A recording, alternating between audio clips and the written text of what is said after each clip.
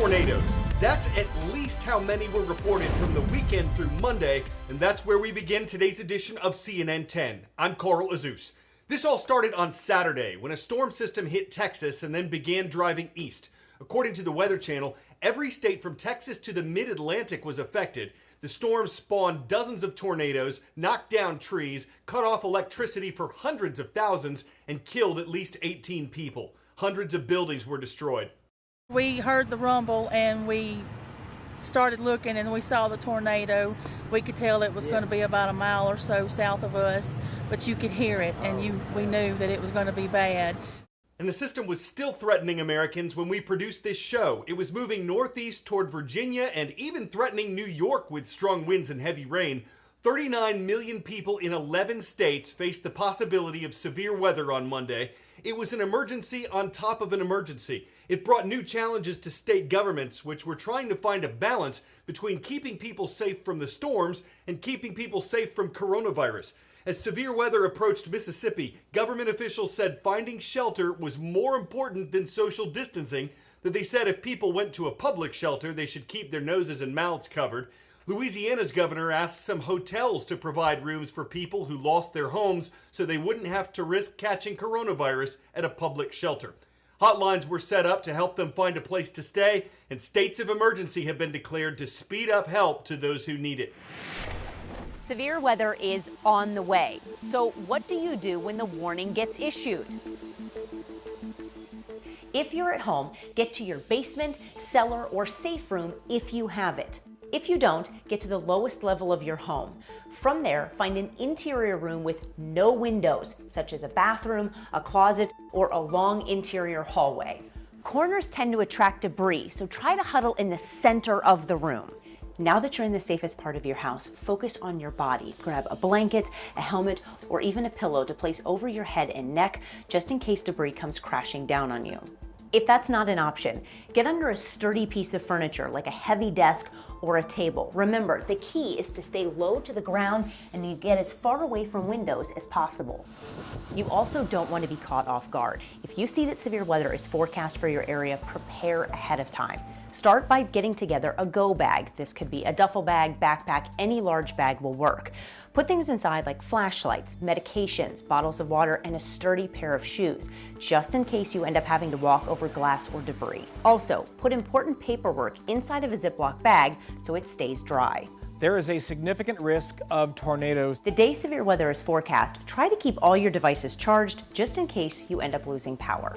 If you live in a mobile home, get out. You are safer in your vehicle than you are in a mobile home. Make plans ahead of time to stay with a family member or friend that lives in a non-mobile home.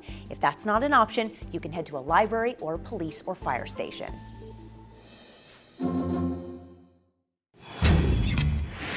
10-second trivia. Which of these NASA astronauts did not walk on the moon? Buzz Aldrin, Alan Shepard, Edgar Mitchell, or James Lovell?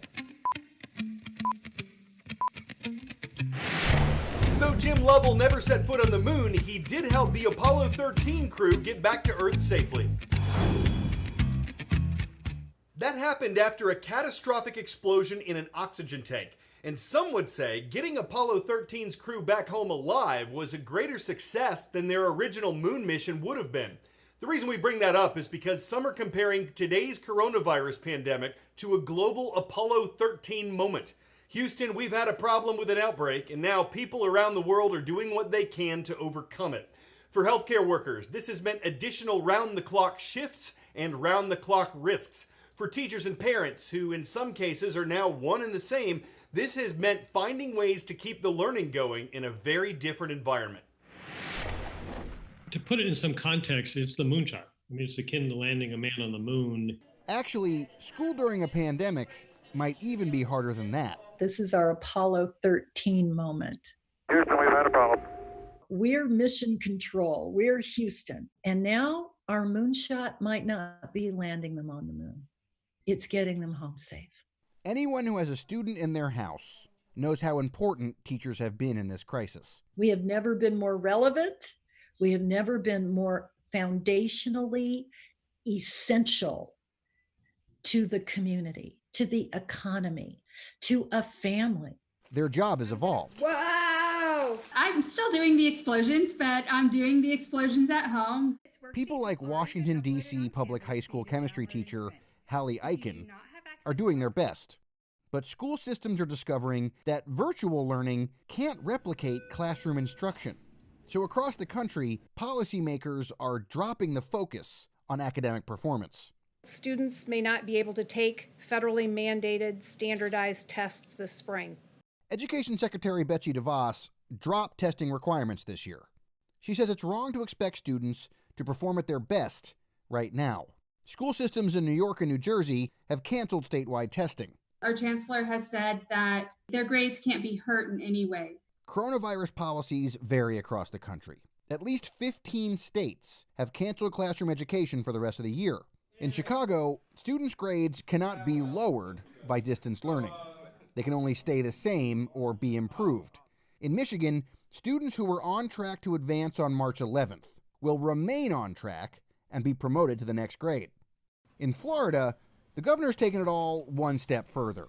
Parents may, at their discretion, choose to keep their child in the same grade for the 2021 school year. One of the largest school systems in the country is the Los Angeles Unified School District. Administrators are still deciding what to do about grades. The part that we're trying to have educators emphasize is engaging with the student. If they're engaging, they're learning. We'll get to the grades later. Many colleges have switched to pass-fail grading. So have a lot of private high schools. In this wireless world, we're not all connected. So the first thing we got to do is connect everybody. The biggest challenge of pandemic school is universal. We've been begging school boards, state legislators that fund our schools, the federal government, look, a tablet, a laptop, Wi-Fi. It's not a luxury. There are nearly 51 million public school students in the United States. According to the U.S. Senate, 12 million of them don't have broadband internet at home. And even those that do are stressed out and sometimes aren't logging on. Many teachers say attendance has been a problem during virtual school. We do everything we can. We send emails and make phone calls. In the age of coronavirus, school is about a lot more than a report card. We're part of the structure of a student and family's life. Schools are at the center of every community. What happens every day in a school is reading, writing, arithmetic, and support for that child. Even while academics may not be the focus of this school year anymore, schools across the country have stepped into other roles. Here in New York City, over 400 sites operated by the public school system giving out meals to any New Yorker who wants them.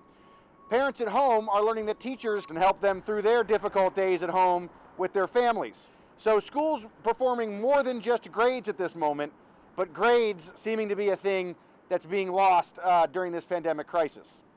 Evan McMorris Santoro, CNN, New York.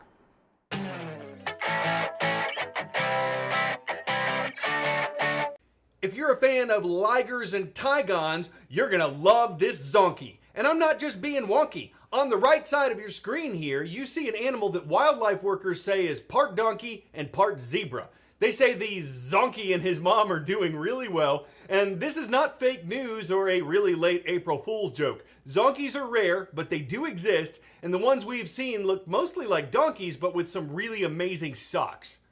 Of course, not all the animals find him amusing. The horses think he's horsing around, the monkeys think he's monkeying around, and the hyenas just can't stop laughing at him. But when you think about it, the zonkey has the best of both worlds. He's earned his stripes, he still gets his kicks, and if you ask if he's fast, he haulin'. North Carolina Leadership Academy is in Cartersville, North Carolina. It's where the Falcons are flying high. I'm Carl Azuz for CNN.